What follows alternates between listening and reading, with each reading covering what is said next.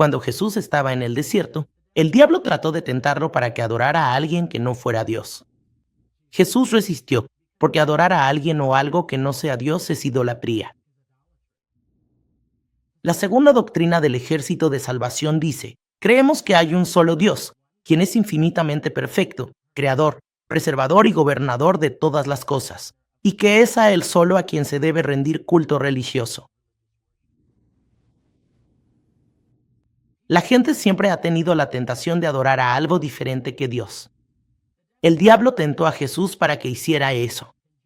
Entonces Juan escribió a los cristianos advirtiéndoles que se mantuvieran alejados de los ídolos.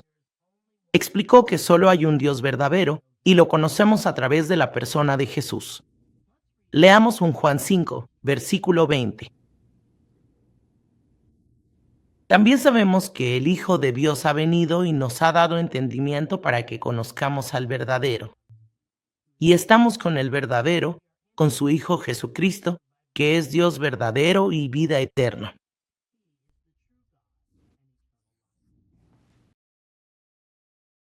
Juan describió la razón principal por la que adoramos a Dios, porque Él es el único Dios verdadero.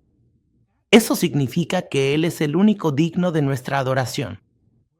Adorar es dar todo nuestro ser en humilde adoración y reconocimiento de la dignidad de alguien. Dios es el único digno de este acto.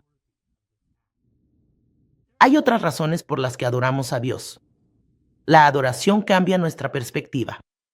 Cuando nos enfocamos en Dios y quitamos nuestros ojos de nosotros mismos, vemos que la grandeza de Dios es más grande que nuestros mayores problemas. También experimentamos la presencia de Dios cuando adoramos. Dios habita en las alabanzas de su pueblo. La adoración es comunión con Dios. Es reconocer y experimentar la realidad de su presencia.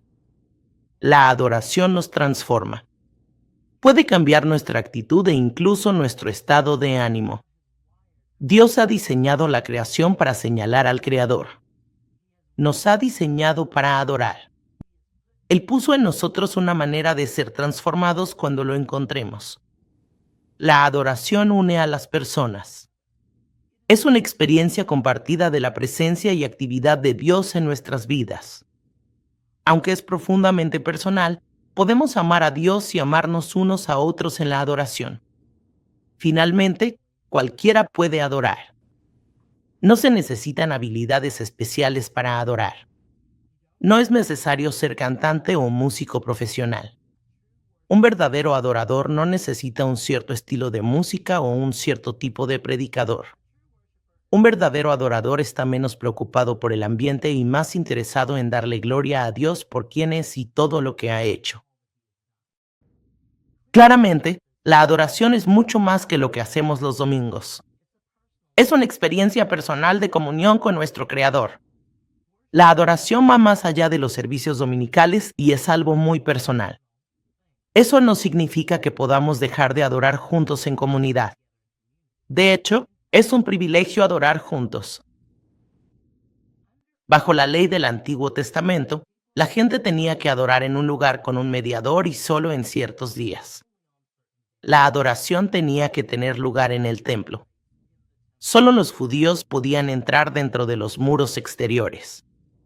Los gentiles, lo que significa que todos los que no son judíos tenían que quedarse afuera. Entonces, solo los hombres judíos podían entrar al patio interior para ofrecer su adoración a un sacerdote, lo que hicieron al ofrecer un sacrificio. Entonces, solo el sacerdote podía pasar al siguiente patio para ofrecer el sacrificio. Finalmente, solo el sumo sacerdote podía entrar al lugar santísimo donde Dios habitaba. E incluso solo podía hacer eso una vez al año, en el día de la expiación. Pero Jesús cambió todo eso por nosotros. Abrió un camino para que todos adoraran a Dios personalmente, sin un sacerdote, y corporativamente, sin estar separados por raza o género. Vino como el gran sumo sacerdote, para que todos pudieran acercarse a Dios. Leamos Hebreos 4, versículos 14 al 16. Por lo tanto, ya que en Jesús, el Hijo de Dios, tenemos un gran sumo sacerdote que ha atravesado los cielos, Aferrémonos a la fe que profesamos, porque no tenemos un sumo sacerdote incapaz de compadecerse nuestras debilidades, sino uno que ha sido tentado en todo de la misma manera que nosotros, aunque sin pecado. Así que acerquémonos confiadamente al trono de la gracia para recibir la misericordia y encontrar la gracia que nos ayude oportunamente. Jesús abrió un camino para que pudiéramos adorar a Dios sin barreras. Esto incluye una forma de adorar a Dios todos juntos como una sola comunidad. Y esta comunidad es importante. Piense en la iglesia y la adoración corporativa como la corteza del árbol. ¿Es un árbol todavía un árbol sin corteza? Sí, somos cristianos con o sin iglesia. Sin embargo, la corteza protege a un árbol del mundo que lo rodea, por ejemplo, de los insectos y el clima. Adorar juntos en comunidad nos protege del mundo que nos rodea. Todavía vivimos en el mundo. Después de todo, un árbol no pertenece al interior.